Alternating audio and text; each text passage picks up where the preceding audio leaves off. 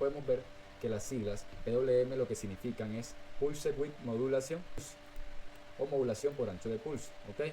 Y vamos a ver que en el concepto la modulación por ancho de pulso, ¿verdad?, también conocida como PWM, de una señal o fuente de energía, es una técnica en la que se modifica el ciclo de trabajo de una señal periódica.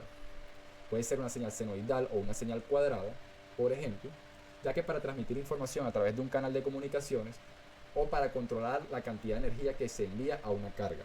En este caso nosotros vamos a controlar la cantidad de energía que se envía a una carga.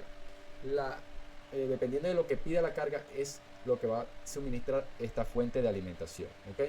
Modulando los pulsos, como podemos ver esta imagen. Esta es una señal PWM,